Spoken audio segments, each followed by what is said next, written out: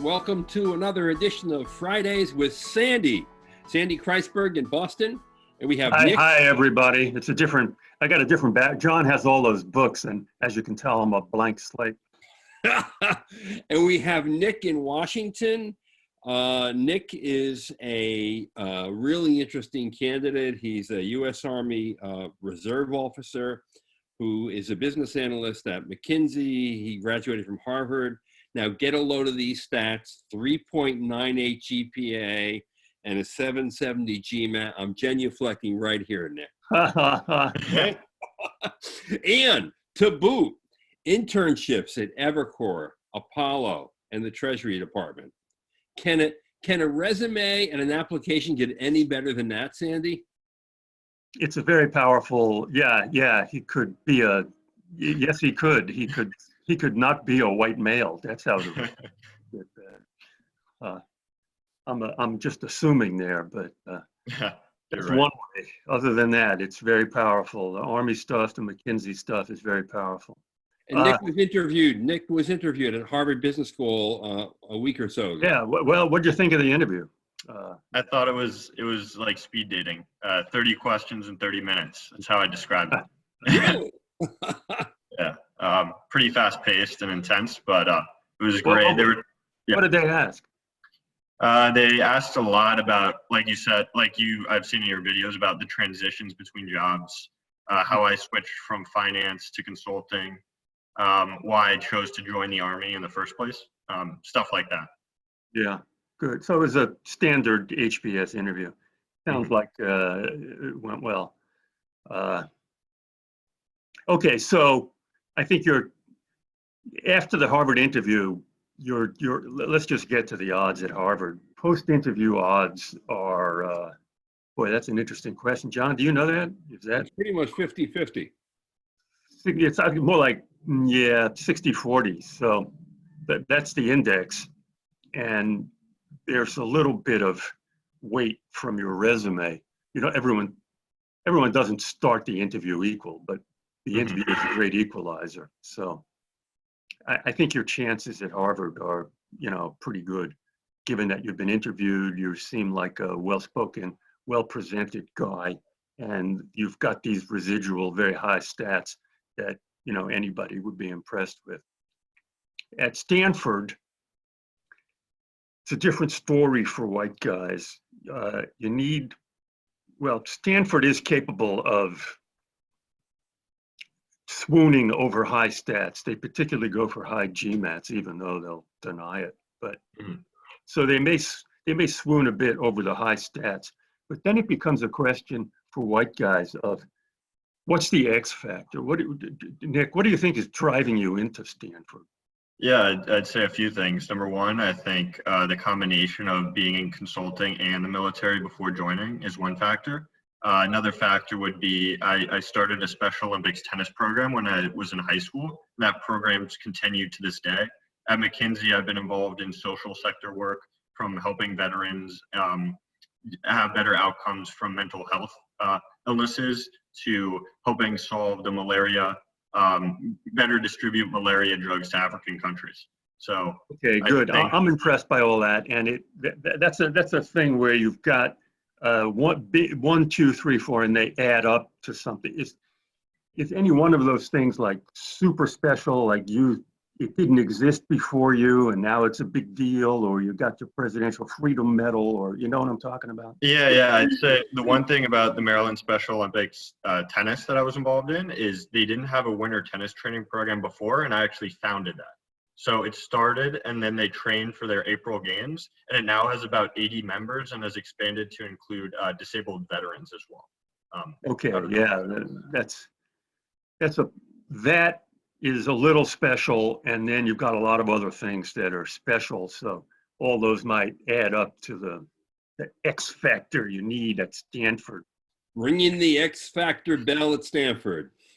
Well, yeah, and then you've got these residual very high stats. So I think your chances they haven't notified you about an interview yet? Not yet. I think the last date is March 10th. So I've heard that a lot of the interviews come out in the last week or so. Yeah, that's true. Yeah, I think your chances of getting interviewed at Stanford are high. you got a lot going for you. You're well-rounded. This is real solid. What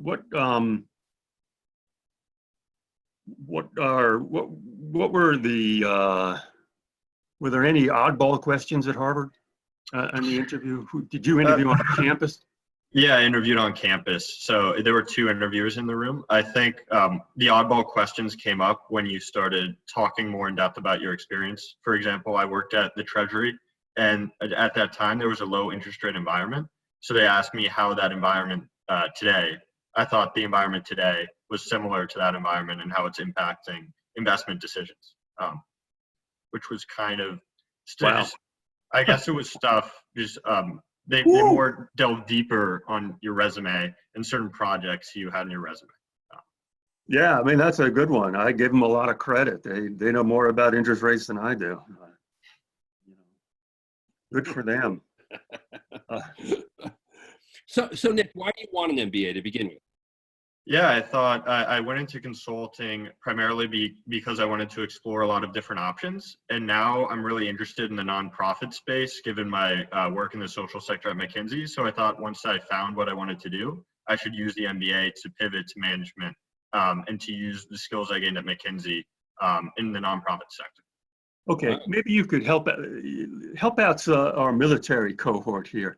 You said that your path in balancing the military and McKinsey was a little unusual. Could you tell us what you did and what the usual path is?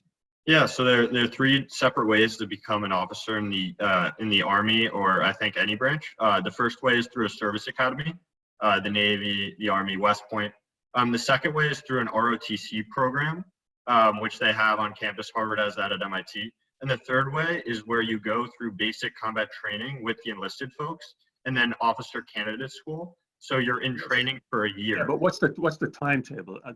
I think most people understand going to a service academy, and I think a lot of people, well, a lot of U.S. People understand ROTC. But the third way you're describing seems a little unusual, is it? It is, yeah. It's much more out of my company. Do you feel unusual, or? Well, I'd say for a guy from Harvard, it's very unusual. There was, to put in perspective, in my basic training company, out of 200 soldiers, there were only 6 officer candidates. So it was pretty unusual. Yeah, good. So to tell people the timetable there. When do you do this, and what do you do?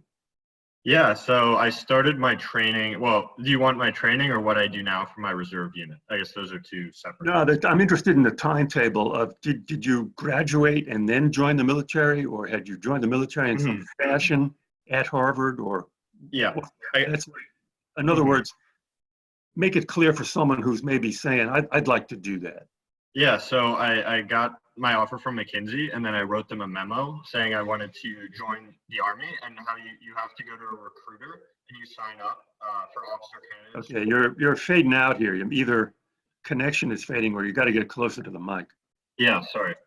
So it's about how it works is you have to sign up about 8 months in advance to make sure all your paperwork clears, and then after that you do 10 weeks of basic combat training. And then 12 weeks. Let me start with you. Went to a recruiter? You mean one of these guys in a storefront, or is there a way to arrange this? You go to a recruiter, like you see at an Army recruiting stage. And you're a walk-in? Yeah. Wow. Wow. Yeah. Okay. So that's you. You may have made or not made his day, but that's what you did. And then what? Well, I think it's more paperwork that he might want. But what happened? And after that, you take the physical to make sure, and you take a mental aptitude test, and then you sign up in the reserves. If you're going in as a reserve officer, you choose your specialty. So I chose military intelligence, and then you go for you get the next basic training dates, and you go to basic training. That lasts 10 weeks.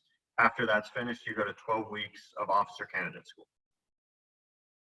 So those 22 weeks are in lieu of ROTC, it sounds like.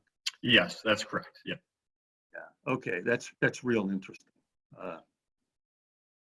Did your Harvard interview make you go through that song and dance, or did they seem to know, or they were too confused?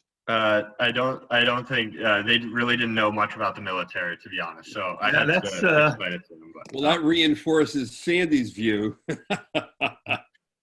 Well, it reinforces my view that because they don't know much about the military, you're not a pure military applicant.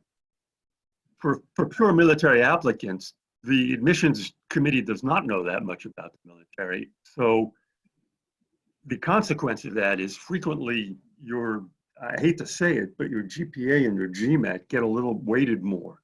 The rest is a wash to them, unless you're like a pilot or, special forces. That everybody understands that. That's something I've said, and I'm glad to hear you confirm it. Harvard used to have, and they still may, they used to have a vet who did most of the military interviews. Did you ever hear about that? Nick? I honestly, on the AdCom. I was in the room. They had you sit up in a waiting area, and I did not see anyone. I mean, there could have been a vet, but I did not see anyone who would strike me. I'm talking about the admissions committee people. I didn't know. Yeah. I think that. Well, I'm sticking with the program. If you're in the military, Harvard doesn't fully, they don't understand that as well as they understand McKinsey. You're a hybrid case, but if you're just a pure military guy applying out of the military, your grade, your GPA and GMAT are weighted a little heavier because to them, all military experience is a wash, except for Sandy, if Nick gets invited to a Stanford interview, how do you think that's going to differ from the one that he had at Harvard? Well, for a number of ways. One, it won't count that much. That's always the case. Stanford interviews are usually done by alums, and Stanford just doesn't weigh them as much as Harvard weighs the interview. At Harvard, the interview is a filter where they flunk you if the interview at Harvard is basically to see whether you can perform in a case method environment. At Stanford, the interview is some kind of gauzy proxy for whether you're that type of person. And my guess is at Stanford, you'd be interviewed by alum frequently. It's at the guy's house or at the guy's office. So that changes everything. Yeah, we're at a Starbucks over a coffee. Yeah, and some of these guys are lonely, so the interview sometimes takes an hour. You got to get it. So leave yourself a lot of time for the Stanford interview. And then the Stanford interview is just more of a. There are 3 or 4 behavioral questions. Explain that to our audience, John. What a behavioral question is. Oh, they give you a situation. Tell me about a time when. Yeah. Yeah, they give you a situation and ask you to lead them through it. Yeah. Yeah. Here's one. We'll do one for you, Nick, as a test here. So tell me about a time you got feedback you disagreed with. One time I got feedback I disagreed with. I was on a marketing strategy team at McKinsey. The team was a partner, a manager, myself, and another associate. And we were doing a due diligence project. And the other associate and I agreed that we could make all of the claims we wanted to in a summarized Word document of about 2 pages. But the partner was adamant that he wanted a 60-slide deck or a comprehensive deck. So we talked with the engagement manager and went through and explained our reasoning to the partner. And then we ended up coming to some sort of compromise where we had a 10-slide deck instead of the 60-slide version. Yeah, that's not feedback you disagreed with. That's sort of a negotiated outcome. Feedback that you disagreed with is, a partner comes up to you for your review and says, we like this about you, but we've heard some things where you're not being innovative enough, Yeah, I'm doing being aggressive enough in getting business. Anyway, if you get a Stanford interview, yeah, you'll do okay. If you're feeling particularly, I'm not trying to tout my own services here, but I do offer Fine, my. yeah. It's good. You're a solid guy. Okay, I think your chances of getting a Stanford interview are, man, 50-60%. And I think your chances of getting into Harvard post-interview are, like 60, 70, 80%. You're a solid guy. So I expect good things out of you. Why don't you keep in touch and let us know how it shakes Let us know how out. it all turns out. Yeah, well, I just make a point of this. MBA admissions are incredibly random at times. So it's never hard. It's really hard for anyone to say, you got 100% chance you're going to get in, right? Mhm. So The 80% interview. I've never heard in all the years I've been with Sandy, and it's 5 years. Those are the highest odds he's ever given anybody at That Harvard. could be. 80%. Yeah. That You could got be. over, yeah, but you got over the first hurdle, the interview hurdle too. yeah. And it sounds like it went okay. You're walking in, I'm telling you. Mhm. You are going to be a dual admit, and the toughest decision you're going to have to make is choosing between Harvard and Stanford. Yeah. I We hope won't you're ask right. you. We won't ask you to do that here because they may be listening. Yeah, we don't want you to do that. Yeah. And anyway, hey, good luck to you. It was a pleasure to meet you. Yeah, good talking to you, Nick, and You'll be good on luck one with this. coast or the other in the fall of 2020. Thank I you for expect having me. I expect to be reading about you, buddy. Okay. Absolutely. All right, you. Andy, Have a thank good you. weekend. Nick, Yeah. good luck. And for all of you out there, thanks for watching. This is John Byrne with Poets and Quants, Friday with Sandy. Adios. Thanks for having me.